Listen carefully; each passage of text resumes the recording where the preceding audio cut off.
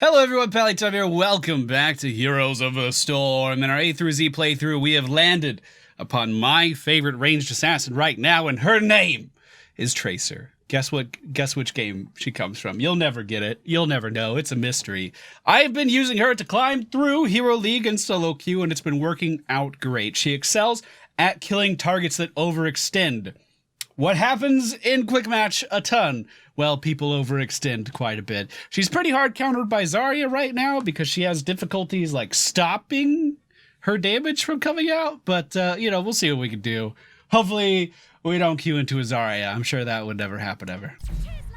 No, not us. Never. You're drinking wine now. All right, ladies and gentlemen, we find ourselves once again on the Sky Temple at level 1. I like to go for Tracer rounds. Now, when Tracer was added to the video game, she was so fucking strong because she had the most mobility anyone has ever seen before. She immediately countered so many characters because she could quite literally just run circles around them.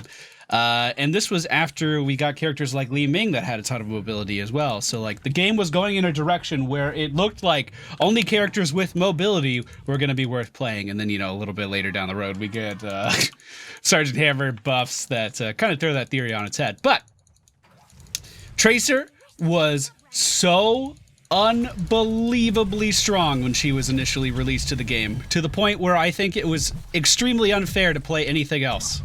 Or extremely unfair. Like you were hurting your I don't know what I'm trying to say. Oh, I'm gonna die. Damn. I wonder why that... You're drinking wine out of a bottle. I don't need this. Basically, if you didn't pick Tracer, it felt like you were doing something wrong. That's really what it came down to. It felt as though if you didn't first pick Tracer, you were messing your team. Like you did something wrong and your team could never recover. Now, this may be a dramatization. I know there's people that feel the same way about Samuro right now because he was added to the game and he's very, very strong and not very difficult to play either. But Tracer, a lot of her power came from the level... what was it? I guess it was level 7. Yeah, Spatial Echo. It used to just give her 2 charges of blink whenever she would recall. So she could Q 3 times, recall Q 2 more times. And basically, she had the most insane mobility. And there was no way you could catch a Tracer. And when she also has talents like the one I'm going to get at level 4, Untouchable, when she also has talents like that, where she will just continue to increase her damage over and over and over and over, having a kit that also supports the ability to never die under any circumstances is a little too strong. Like, they had to nerf it. They had to put it in its place. We should be able to get this kill. Come with me, Butcher. Yes! Yes! Don't cancel that E ability or anything. It'll be totally fine. We are going to go for Untouchable at level 4. Now, unfortunately, Tracer does have drawbacks. So with this massive amount of mobility comes a very delicate character. So if at some point you do not dance yourself around any adversary you happen to be going against, you're going to die. If at any point you don't recall at the perfect time, you're going to die. But I've been practicing. Can you tell? Like, Tracer is single-handedly responsible for getting me into Diamond this season in Hero League. I absolutely love her playstyle. I think she fits into most comps. I threw my grenade on that pole there instead of on the Butcher, and I don't want to hear about it, okay? Also, she has a tool in her arsenal that you may... Like, I'm getting a lot of value out of it right now, if you couldn't quite tell. Level 1 Tracer Rounds is so strong and is so underrated. Because I have found, with my time with Tracer, the most irritating thing that can happen to you is when you stop shooting. Like, that is the thing that will mess you up more than anything else. If you lose sight of your target and you can no longer deal damage, that'll mess you up more than just about anything else in this game. Go ahead and charge me. No, charge me. Please? So there's a way to alleviate that, and that is by having vision on your target at all times. I cannot stress how good that is. If they go into a bush, you can still see them in that bush. They did not break line of sight. You are still able to deal a buttload of damage to them. If you have stealthies on the enemy team, like, I don't know, this Nova, there is no way this Nova can ever get away from me unless she kills me. And by the end of the game, we're going to have a ton of other tools in our kit that allow us to live through just about everything that Nova can do. This enemy team has to instantaneously kill me. Otherwise, I am going to run circles around them this entire time. And unfortunately, there's not much that they can do about it. And that is why Tracer is so good in Quick Match. Yet again, another character that I believe, if you want to skyrocket your MMR for whatever reason in Quick Match, I mean, it doesn't really improve the quality of your matches from what I could tell. It might improve the overall attitude of the people that you're grouped with, but you know, that's about it.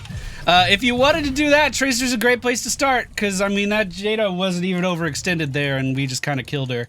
And we have 8 stacks on our Untouchable, which is basically a gathering power for our auto attacks. Now, if we die, those will go away, and that's a bit of a problem. But just don't die. Problem solved. She can dodge things like the temporal loop on Chromie that would kill most other characters with her rewind. She can dodge things like a Kael'thas Pyroblast, again, simply by rewinding. She can get herself out of just about any type of CC as long as she can see it coming. Just so good. She's just so good. It's like intoxicating. Playing Tracer is one of the most fulfilling things in this entire game for me right now. And I'm so motivated to continue to play Tracer that I'm currently in the process of trying to make her my most played character, just so I can see how I stand up. What are you doing? Okay. I'm in the process of making her my most played character just so I can see how I stand up to everyone else on HoTs logs. I want to be in the top 10 of Tracers in our region, in the US. I want that to be a thing. Like, I'm actually extremely motivated for that to be a thing. And I actually think I can accomplish it. Like, I feel really good about my chances to do this. We do have a level advantage on the enemy team, so I'm going to try to bring the pain. Bring that pain train. Hello. You going to charge me? How did that go? Did that charge work? Hi, Zeratul, how are you? Nice to see you. I'm just gonna run away now, bye. Oh.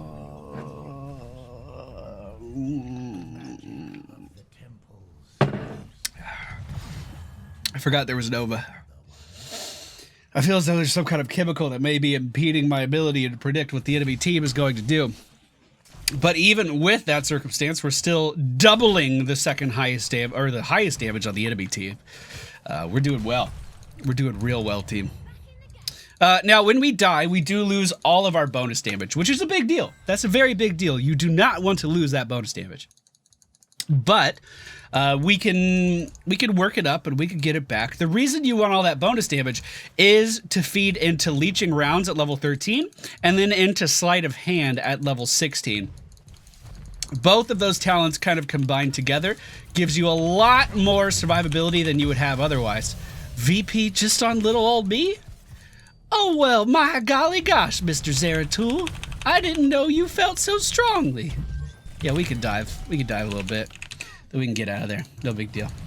You know you're a threat to a Zeratul when he drops a VP just on you. You know what I'm saying? That's a compliment, sir. Thank you. Let's move up here to the top lane. We'll push with Kael'thas. Now, I've said a lot of really, really good things about Tracer, and I firmly believe every single one of them, just for the record, but she does suck at lane clear. Like, it's awful. There are talents to alleviate some of that. For instance, you can pick up the melee, what is this? The charge rate on your melee and stuff at level 1. That is for your ultimate, but let's not focus on that. But you can't pick that up and then go for bullet spray at level 13, and then at level 20 you would want to go for get stuffed, and basically it makes it so your melee attack is a lot more viable for pushing lanes, generating your heroic ability, and just overall, you know, a more aggressive melee focused playstyle. I don't really do that. I like to stay kind of far away from the targets that I'm going after, but because of that, my melee, or my ability to clear lanes, my ability to push lanes pretty much drastically suffers. Let's go ahead and drop this on the Butcher. Our Sergeant Hammer's doing the right thing and running away from him, so we should be totally fine here. This is the real Nova. There's no way this Nova can break line of sight on me unless I die. We were able to pick up that kill. This Abathur copy might be able to kill... Oh, Zeratul right here. Hello, Zeratul. How are you? You fucking son of a bitch. But he's gonna die! It took 3 people to take me down, and honestly, that feels pretty good. We made a lot of room for our team just because it took fucking... Oh, the Abathur copy was there too. It took 4 fucking people to kill us on the enemy team. I feel pretty good about that, personally. I feel pretty fucking good about that. Kerrigan for the friendly team is soaking the bottom lane. Currently attacking the top lane structures of the enemy team. Sergeant Hammer moving in. She's going to be doing the same thing up top if she's able to channel that long enough. We do have a numbers advantage here, but of course the enemy team is a lower level, so they will be respawning faster. But our Nova is able to pick up a kill on the enemy team's Janet Proudmoore and make a little bit of space for our Sergeant Hammer. The precision strike of the enemy team's Nova was just used, which is a pretty big cooldown. Is Zeratul going to come by? There he is. I'm assuming Sergeant Hammer knows. Yeah, you on top of it. You got it. You got it going. You good. VP on little old me? Oh no. Well, goodbye, Zeratul. It was nice seeing you. We could help out our Hammer. She doesn't need it. So how are we looking on these? We're starting to push in top lane. That's obviously a decoy, so where's the real Nova? I don't care about the decoy. I need the real Nova. Now, another thing that Tracer has problems with is dealing damage to teams that stay really compact, like that stay really tightly grouped. So, for instance, if you're going against a Lieutenant Morales or something, it's very common for the Morales' team to kind of circle around that Morales and keep her safe in the middle. Tracer can have some issues dealing with that. In that case, at level 13, I would go for Ricochet, which would allow me to kind of bounce damage off my main target, and then you would just have to keep your distance the whole time. You would have to stay really safe and kind of hope for the best there. So basically, like, she has a lot of answers in her talents for things that she's weak at, but you're also going to be missing out on quite a lot by picking those talents. At least, oh, I did not recall in time. At least I think so. I think I think the build that I'm doing right now, let me go ahead and, here. I think the build I'm doing right now is one of the strongest builds you could ever possibly do for Tracer. This is one of the most well-rounded, focused on killing people builds you could ever do for Tracer. I think it's super strong. And then at level 20, I mean, your options are kind of whatever you feel like, whatever you're comfortable with. Most people will go for the recall. Gives them all their health back. Total recall is really, really strong. I would say the weakest out of the group would be Composition B. Get Stuff definitely has its uses, especially if you're going for like a melee minion clear build, because it reduces the cooldown of your melee by 3 seconds, which is strong because it only has an 8-second cooldown in the first place. So you could generate your heroic ability a lot faster. At level 10, most people also go for pulse rounds. I know I didn't touch on this at all. Tracer is the only character in the game that has her heroic ability at the start, and then at level 10, you kind of augment how your heroic ability interacts with the world. Most people do go for pulse rounds. It's really, really strong. VP, again, okay. It's really, really strong. I think we're okay. No, we're not okay. It's really, really strong because it reduces the cooldown of your R ability even more, which there's some really good synergistic things with the pulse strike there as well. So basically, you can have your heroic ability up all of the time. You could be throwing it out all the time. You get a lot more value out of that there. But typically, this is what I go for. I usually don't deviate from this, actually. I think I got a little cocky, and I'm going in and dying. That's a pyroblast. Where's that going? Oh. Alright, so the friendly team should be able to pick this up no problem. This is going to finish off the top keep of the enemy team. We can choose to push middle down right now, which I think would be a really good bet. You can move in here and get some meaningful damage done to the middle keep. Or we could go straight for core, or we can get level 20 and go for boss. You know, we have a lot of options right now, but undoubtedly we are ahead. We are definitely ahead. I'm not surprised I've died 5 times. If you look at the enemy team, they are really, really, really, really good at killing assassins. I did think my ability to live would be a little bit better. I'm also playing very aggressive, despite the fact that they are so good at killing assassins. But, you know, whatever. I ain't afraid of no ghosts, you know what I'm saying? And there's Abathur mines everywhere. It's like everything you don't want to go against as a tracer is in this enemy team. Actually, probably the most devastating thing that you can go against is just crowd control in general. Because if you're stunned, then you can't recall out, and all of a sudden you're in a significantly worse situation. I'm going to join my team. We're going to stay by Hammer. I think Get Stuffed might be a lot of fun. But Total Recall is what we're going to go for. Just because we have been dying, we aren't generating those stacks of our Untouchable that we picked up at level 4, and we need some way to live through what the enemy team is doing to us. Basically, once you have 15 stacks of this Untouchable, you're going to be healing so much from just your general auto attacks that you're going to be able to live through a lot more than what you can by default. Looks like we are moving in on the... let's get out of there. I think Zeratul was right next to me. No, that was Nova. I thought Nova was already showing. Basically, I didn't want to be there anymore. Let's move around this Jaina here, hit her with our heroic ability, and we are going to have to leave pretty quick. I don't know who that was for, but it clearly wasn't for me. Jaina for the enemy team has been taken down. We can heal a little bit off of that Nova clone. I guess it is important to mention at level 13, the leeching rounds, they only heal us if we are hitting an enemy hero. They will not heal us if we hit like a building or a minion or whatever. It is only...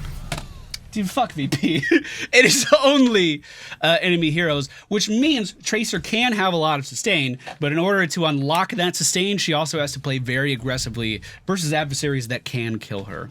And you'll notice as the enemy team is starting to clump up more in the late game, like they're just kind of cemented in this group, it's a lot harder to pick up kills. It's a hell of a lot harder. We should be able to get top, no problem. Top is going to deal damage to the middle fort of the enemy team. We're leaving the middle objective open right now. I'm not that worried about it. I'm really not that worried about it at all. The enemy team got boss at some point. I didn't even notice. It barely did any damage to the bottom keep anyway. Butcher for the enemy team is moving in with that Abathur top hat. I'm assuming his stacks are ready to go. Although he is going for slam build for some reason. He's not focusing on auto attacks, which is odd. The Pyroblast for the friendly team is going to kill the enemy team's Nova.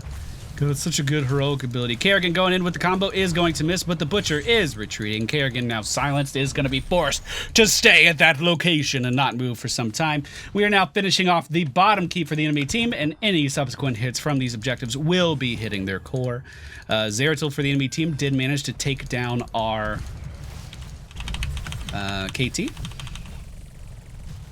I'm just chilling. I'm not going in. They can have it. We don't even need it. I do need to get some health back, though. If Abathur decides to open up on Hammer, I'll be ready for that. He would be showing up right here. He's not there yet. The enemy team does have a numbers advantage, and it appears that they are going to go to the boss with that advantage. Actually, I mean, this is the real Butcher here. Hello. You guys want to fight? Jaina's top lane. Nova's dead. I feel like we can take that. I feel like we can win this fight. Now, of course, I don't have any actual way of bringing the other two characters out of stealth, so I have to wait for Zeratul to do shit like that, where he is the one that initiates, and then I can punish him for initiating, forcing him to use Rewind and Blink out in order to escape my range. But if he were to just walk up to me, that's free damage that he's going to deal to me. Same goes for Nova. Nova can potentially deal free damage to me, which is why they are so scary to go up against. I don't have any way of initiating against them, which gives them a pretty strong advantage. Looks like the friendly team wants to take over some mercenary camps. We're kind of posturing to defend boss right now. The enemy team has caught up on levels. They are 21. Uh-oh. Uh-oh, there we go. That's that thing I was talking about. We have to recall out of this. We can heal off of this Butcher. Hopefully we're not the one that's silenced. Unfortunately we are, and I'm just trying to deal some damage to this Butcher to stay alive, but it looks like it worked. Oh shit, that could have been real bad. In fact, it could still be real bad. I'm not going to stay here. I'm going to leave. Abathur for the enemy team located up in the top lane. I looked at my mini-map, ladies and gentlemen. Now he burrowed back to the base. All right, this is looking like it's going to be GG for the friendly team. The Void Prison once again being dropped by Zeratul in a last act of desperation. We're going to be able to move in here, no problem, grab both of these objectives because we have a pretty substantial numbers advantage. The Butcher for the enemy team is dead, and Nova and Zeratul for the enemy team are dead. I should be able to dance circles around Jaina all day. So if she does come up here to stop me, I should be fine. If she goes down there to stop the friendly team, well, we have a gigantic numbers advantage. So this is looking like GG.